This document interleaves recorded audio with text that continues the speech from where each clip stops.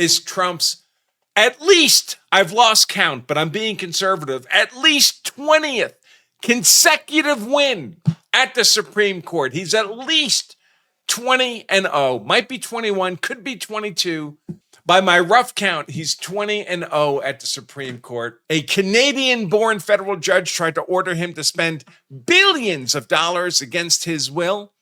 The third time this same Canadian judge has made the same insane order. He's been checked once. He's been checked twice. 3 strikes. You're out, Judge Ali Amir, born in Canada to Egyptian migrant parents, only became a U.S. citizen in 2019, not even fully committed to being an American citizen. Judge Ali Amir. Now, this got to be a complicated case. So I'm actually going to be sharing with you, reading for you, the work of another lawyer. A lawyer I respect a lot, former federal prosecutor, did a lot of defense work for January 6th defendants. Shipwrecked Crew on X. He's got a Substack. He wrote an article on this. This was a complicated case, very technical case, especially since it's gone back and forth between the Canadian judge and Trump so many times. It's been checked sometimes at the Court of Appeals level, sometimes at the Supreme Court level. Each time he comes back, he comes up with another insane legal rationale for why he, an unelected black-robed tyrannical inferior district trial court judge, feels he's entitled to order about our elected Article 2 executive branch president as if Trump were a clerk in this Canadian judge's court. But then I saw that Shipwreck Crew had written a Substack article on this. That summarizes all of this beautifully. And I think rather than try to read through the technical detail of the decision, I'm going to read relevant parts of Shipwreck's article, maybe the whole article, hoping he doesn't get mad at me about it. But this is, I want to make clear, it's his work. You should definitely follow him. This is the article we're going to be looking at, Shipwrecked Crew on Substack. You should definitely follow him on Substack and especially on X. That's where he is on X. A lot of deep insight into many of these cases. Very different work background than me. Again, he's a federal prosecutor, federal defense attorney. We don't agree on everything, but he's a very smart, insightful guy, always worth listening to. All right, Supreme Court yet again tells a district judge in D.C. that he is not king. What a great headline. With 83 days experience on the federal bench, D.C. Judge Amir Ali began ordering the new Trump administration to send tens of billions of dollars to non-governmental organizations. Are they really non-governmental when they're being funded with tens of billions of government dollars? A Shipwrecked Crew writes, I've written 3 prior articles about Judge Amir Ali in the D.C. District Court and his efforts to force the Trump administration to send billions of dollars in foreign aid funds to dozens or hundreds of NGOs and other contract recipients that the Biden administration was pumping money to through USAID during the closing months of its time in office. Judge Ali was among the last of the district judges to be nominated, confirmed by the Biden administration, and has a legal history that simply screams progressive activist judge. The incoming Trump administration froze foreign aid funding while it undertook an examination of USAID's operations, as well as whether the grants contracts entered into by USAID were consistent with the changes in foreign policy that the administration was putting in place.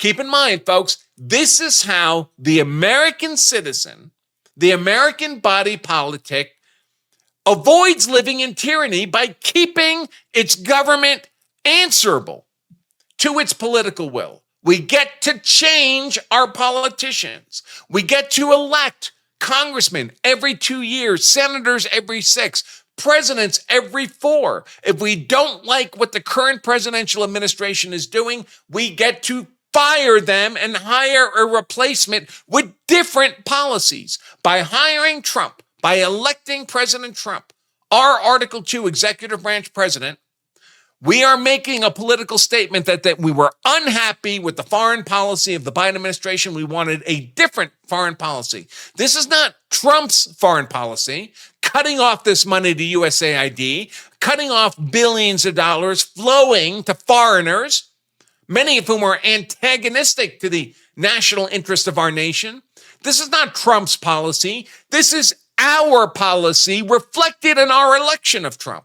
Anyway, Trump was undertaking an examination of USAID's operations, as well as whether the billions being pumped into the money laundering organization that is USAID, since obliterated, were consistent with the changes in foreign policy that the administration was putting in place. Reducing the size of USAID's workforce and foreign contractors involved in USAID spending was also part of DOGE. Remember DOGE? The basis for Judge Ali's orders have always been that these organizations might not be able to survive and remain in operation without the money they expected to come to them through USAID. All that's saying is, please send us the money. We would like it. We would like the billions. How many of you would like a few $1 billion of free money? In February, after the government had avoided complying with Judge Ali's first poorly drafted temporary restraining order, he gave the government 48 hours to spend billions of dollars. He did so after concluding the government had been laggard in complying with his preliminary injunction requiring payment, even though review for waste, fraud, and abuse of the USAID spending was underway by the government. The government was saying, listen, this was always the government's position, by the way. The Trump administration was saying, if people had a contract with the government to do work and get paid, and if they actually did the work, and if they actually did the work to standard, we will pay them even if the work involved is contrary to the Trump policy preferences. In other words, even if it's for work we would not have authorized, if the people had a contract for the work and did it to standard, we're going to pay them regardless. What we were looking for, what Trump was looking for with DOGE, was people who had no contract to get money.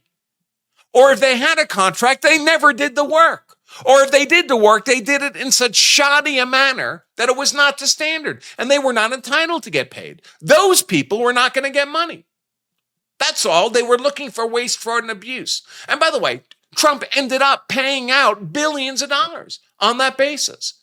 People who had contracts, did the work, did it to standard, they got paid. And that's what Trump was reviewing when this Judge Ali first ordered him to, no, you're not allowed to do that. I'm going to give you 48 hours to just pay out the billions of dollars without checking for anything. That's where Chief Justice Roberts stepped in to put a halt to Judge Ali's efforts, blocking the 48 hours order. A few weeks later, Chief Justice Roberts said, no, before the 48 hours was over, before Trump had to spend the money by Judge Ali's order, he paused the order. And then a few weeks later, the full Supreme Court sent the case back to Judge Ali with instructions to proceed in a more measured manner. In other words, stop being a retard, stop being an activist. If there's a legally sound path for ordering this money paid, try using that one. Shipwrecked Crew writes, in my first article, I noted how Judge Ali had brushed past, without serious consideration, the issues with having even jurisdiction in the case. Again, federal courts are not courts of universal jurisdiction. They have limited jurisdiction. The first question any court should ask itself when a dispute is presented for the court's consideration, do I even have the authority to address this? And do the parties before me have authority standing to argue this case before me? Without jurisdiction and without standing, there's nothing that the court can legitimately do. But Judge Ali brushed aside all questions of jurisdiction, all questions of standing in this case, to pursue the relief they were seeking, the spending of the money, ignoring concerns about whether the claims properly belonged in a different court based on the Congress's allocation of jurisdiction. And in fact, Congress has long ago said, if the issue before the court is a contract dispute, the unelected, black-robed, tyrannical, inferior federal district trial court judges do not have jurisdiction or authority to hear contract disputes against the government. If someone has a contract with the government and they feel the government's violating the contract by not paying them, we're going to set up a specific court just for that purpose. We're going to strip jurisdiction for contract disputes with the government out of the federal district courts. We're going to give it to the Court of Federal Claims. So this was exactly that. This was a contract suit against the government for alleged failure to pay under a contract. It belonged in the Court of Federal Claims, not in Judge Ali's court. But of course, the Court of Federal Claims would never have ordered $10 billion to be spent in 48 hours. That requires a progressive activist judge born in Canada to Egyptian migrant parents, made a U.S. citizen 6 years ago, still maintains dual citizenship. That's who the people, the foreigners demanding billions of dollars of our money, they needed Judge Ali on their team. Shipwrecked Crew continues. The scope of the disputed funds in this case has narrowed over time. The Trump administration eventually released billions of dollars of foreign aid once a review of the NGOs and the programs being funded was complete. Again, that was the money paid out to the people who had a legitimate contract, actually did the work, and did it to standard. They got paid. But there were a lot of people who didn't fall in that category. They weren't getting paid. So they went back to Judge Ali and they asked for another preliminary injunction ordering the government to pay out the rest of the money, the remaining amount of the $10 billion. And they came in with various mystical legal claims. And Judge Ali issued that order, once again brushing past the objections of Trump that he lacked jurisdiction and that the plaintiffs lacked standing to bring the claim in federal district court, the unelected black robe tyrannical inferior federal district court. Contract disputes against the government go to the Court of Federal Claims. Shipwrecked Crew writes, as more time passed, the funds in dispute decreased down to $4 billion. Oh, just pennies on the dollar. Eventually, Judge Ali again sided with the foreigners demanding our money and ordered that Trump spend the $4 billion before September 30th. That was the deadline to spend the money. So you get to October 1st, nobody has to spend the money. The budget authorization expires. And the NGOs will never see a penny of that $4 billion. That's why Judge Ali was ordering it to be spent no later than September 30th. His whole purpose is to get the money, the $4 billion of taxpayer money, into foreign national hands before the deadline. This time, Judge Ali's order was initially overturned by the Court of Appeals on a 2-1 vote. The decision turned in large part on a finding by that 3-judge panel that the plaintiffs lacked standing, that this was really a dispute between Congress that had allocated the money and the president who didn't want to spend it. It's a political question for the government internally to settle. It's not a cause of action for private parties demanding money to which they have no legitimate title. Shipwreck Crew writes, this was because a dispute mechanism already existed, set up by Congress in the Impound Control Act. It set forth how the elected branches of government were to sort out their disagreement on the expenditure of appropriated funds. The 3-judge panel found that this provision excluded private lawsuits by NGOs claiming they were entitled to money that wasn't being paid. Then it went en banc. So when you appeal to the Court of Appeals, you get randomly assigned a 3-judge panel. Trump won on that. But what if the district generally is pretty liberal? Trump got a lucky break on the 3-judge panel. He got 2 conservatives. Well, the full panel, all 11 of them or 15 of them, the entire panel can say, well, we don't like that decision. We don't like that Trump got lucky with the 3-judge panel. So we're mostly liberal, so we're going to rehear it en banc. All 15 of us are going to rehear the arguments. And this time it's 11 Democrats to 4 GOP. And so they handed Trump a loss. They said that Court of Appeals 3-judge victory for Trump, we're throwing it out. We're affirming Judge Ali's order to spend $4 billion by the end of this month, September. In response to concerns raised by some of the other judges, the 3-judge panel amended their original decision. The amended opinion provided that while the claims by the foreign NGOs pending before the trial court were not valid, it is possible that they could have a legal argument based on the Administrative Procedure Act, claiming that it bypassed the Impound Control Act, and that might be a path by which private plaintiffs could sue. This amended decision was sent back to Judge Ali, and Judge Ali saw a life preserver for what it was, grabbed onto it, and he issued yet another order to Trump to spend the money based on this new legal rationale he didn't even come up with himself. Well, on August 29th, after his August 28th, 3rd time he's ordering the money spent, Judge Ali is ordering Trump to spend the money to foreign nationals, $4 billion. Trump sent a notice to Congress saying, hey, Congress, we don't want to spend this money. You're really the other party here. You're the party who controls the money. You allocated it. We don't want to spend it. Let's use the Impoundment Control Act to work it out between the political branches. That's exactly how the process is supposed to work. But that same day, the foreign national NGOs who wanted our $4 billion filed another motion for another order from Judge Ali to Trump to spend the money now. Once again, the order was to have Judge Ali tell Trump to put the $4 billion into the pipeline to these foreign nationals by September 30th, the end of the fiscal year. They claimed they were entitled to that money based on contracts with Biden. Again, if it's a contract dispute, Court of Federal Claims, which it shouldn't really get to because we have to get through the Impoundment Control Act first. This third time, these foreign nationals who wanted our $4 billion argued that the notice to Congress constituted a final agency action under the Administrative Procedure Act. This just gets technical. They just wanted the money. And Judge Ali then gave Trump 48 hours to respond to this request that he give yet a third order to Trump to spend the $4 billion.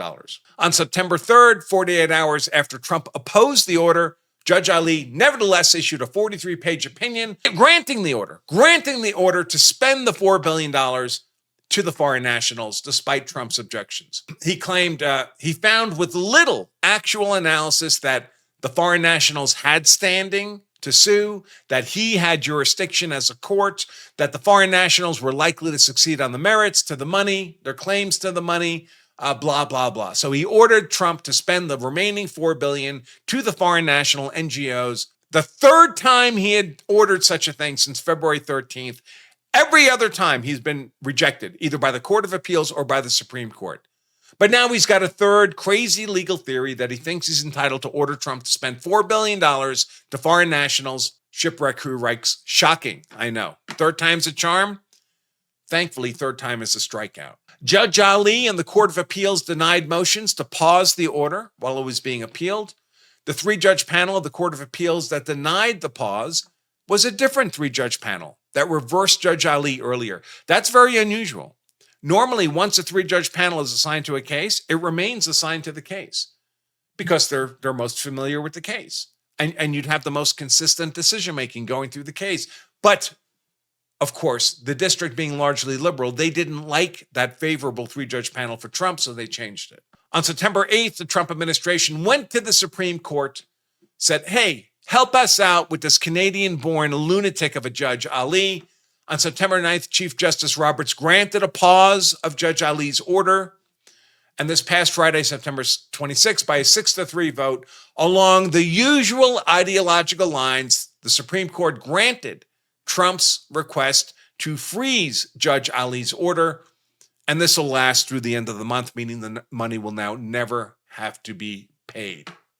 This means Judge Ali's last of this three orders that left-wing progressive NGOs get the $4 billion they need to stay in business has been blocked by either the Court of Appeals or the Supreme Court, well, 3 times now. The SCOTUS order does not go into detail in terms of its justification for issuing the order. Again, it's one paragraph, but it cites with approval the initial 3-judge panel that ruled against Judge Ali, that found that the Impoundment Control Act precludes private litigants, like the foreign national NGOs, from seeking to enforce congressional money that the president doesn't want to spend. That dispute is between Congress and the president to be settled through the Impound Control Act, not the Administrative Procedures Act. That means the plaintiffs here likely lack standing to bring the lawsuit that Judge Ali has been entertaining for 8 months. Justice Kagan, Justice Elena, no, I've never been married, never have kids. Why do you ask Kagan? Wrote a 9-page dissent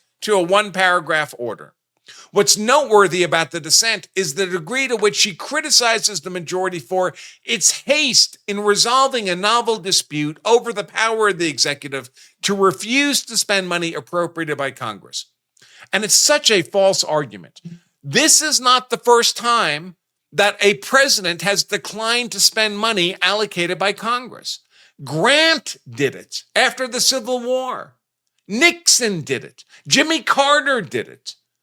It's because we've had this disputes before that Congress set up the Impoundment Control Act as a mechanism for settling these disputes between Congress and the president. So it's not novel. It's not unique. If Congress allocates money and the president doesn't want to spend it, there's a mechanism for the president to notify Congress. I don't intend to spend the money. Here are my reasons. Congress to consider those reasons, overriding the president's decision or agreeing with the president's decision or deciding to do nothing. There's nothing novel here. And by the way, the Impoundment Control Act establishes itself as the exclusive mechanism for remedying these disputes between Congress and the Article 2 executive branch. I'm going to skip most of Kagan's stuff here. It's the three crones again, the three witches again, cauldron, toil and bubble, and whatever the Shakespeare line is, toe of frog, wool of bat, tongue of dog, lizard's leg, and howlet's wing, for charm of powerful trouble, like a hell broth boil and bubble. Here's another one of our insane dissents. By Elena, Justice Elena, never been married, never had kids, Kagan. By Justice Sonia, the wise Latina DEI Beatus, Sotomayor. And Justice Ketanji, I'm not a biologist, how would I know what a woman is, Jackson? The same three witches over and over and over again. Judge Kagan says the appropriate action by the Supreme Court would be to leave the case alone, leave in place Judge Ali's order, be patient, let it work through the normal processes, even though that position would mean that the order that Trump must spend $4 billion by the end of this month, 2 days from now, against his will, would have to be followed. So there'd be nothing to settle after September 30th. The money would have been spent. This newest order by Judge Ali is premised on new claims made on an amended complaint filed 4 days before Judge Ali entered his order to Trump that he only had 48 hours to respond, to challenge the new claim to spend the $4 billion by the end of the month. All the lower court filings were available to these justices. They could read the claims in the Second Amendment complaint, the motion for injunctive relief, the government, the John Sauer, opposition arguments, and Judge Ali's 43-page opinion that he supposedly wrote in a 48-hour window. Anybody believe that? Anybody believe a federal judge waited until he got all the facts and then in 48 hours after that wrote a 43-page detailed opinion? Or you think Judge Ali already, he knew what was coming. He's coordinating with the plaintiffs against Trump, against our president. You don't think that this opinion was written ahead of time, if not by him, then by lawyers working for the plaintiffs who handed it to Judge Ali to sign? Shipwreck Crew says the dissent, the three witches, could have read the appellate court's 2-1 panel opinion reversing Judge Ali's earlier order that the money be spent. But Justice Elena, never been married, never have kids, why do you ask, Kagan, presumably with a straight face, could type in her dissent that the 3 weeks the Supreme Court had to form a preliminary opinion was insufficient to review the decision by a single district court judge that he had made in only 48 hours? So what about Judge Ali on the D.C. Circuit Court gives her such confidence that this guy, no judicial experience, appointed to the federal bench November 22nd of last year. So that's what? January, February, March, April, May, June, July, August, 9 months ago. It's his entire experience as a federal judge, as any kind of judge. What about Judge Ali gives her such confidence that leaving alone his decision at this point, compelling the spending of $4 billion to foreign nationals, is the correct course for the U.S. Supreme Court? Shipwreck Crew writes, following Judge Ali's graduation from Harvard Law School, he was a clerk for 1 year at the Ninth Circuit. Then he was a clerk for 1 year in the Canada Supreme Court. He was born in Canada and has dual Canadian-U.S. citizenship. For 4 years, he worked as an associate at a law firm, a big law firm, a top 50 law firm, but an associate, not a partner. Of course, he's not a partner. He's brand new. He graduated law school 2 years before they hired him. Of course, he's an associate. In his last year there, he argued a case before the Supreme Court and won on a question of federal criminal law, nothing to do with this case. He left that law firm, became a professor at Harvard. Of course, Harvard would hire this guy for 3 years, as well as running appellate practice clinics, although he has no appellate court experience. At the same time, he joined the MacArthur Justice Center, a far-left progressive think tank, a nonprofit civil rights litigation firm. His work there involved exclusively criminal law and procedure. Again, nothing to do with the issues in this case. From 2021 to 2024, he was the executive director of this far-left MacArthur Justice Center. That's where left-wing federal judges come from, folks. Shipwreck Crew writes he was first nominated by President Biden in February 2024, but not confirmed by the Senate until after President Trump was elected, November 20th, 2024. While his nomination was pending, there was controversy over comments he made years before that supported defunding the police, of course, suggesting that the police should be made obsolete. He backed away from these comments during his confirmation hearing, but even then he was confirmed by a one-vote margin, 50 to 49 vote, and assumed his position on the D.C. Circuit Court November 22nd. Yet Justice Kagan was of the view that with Judge Ali's legal background being completely devoid of civil litigation experience and almost no experience as a judge, his considered decision-making in a 48-hour window produced a result that the Supreme Court should not disturb at the cost of $4 billion because the Supreme Court had only 3 weeks to consider whether his order should be paused. That is the madness. That is the madness which we live when we allow Democrats to nominate and appoint our federal judges, folks. So, bottom line, another win, 20-0 for Trump. The order of this judge that he send $4 billion out to hostile foreign national NGOs to spend against America's interest is thrown out. The time to spend the money is going to expire in 2 days. It will not be spent. It will go back into the American taxpayer money will go back into the American Treasury instead of being sent overseas to people who hate us.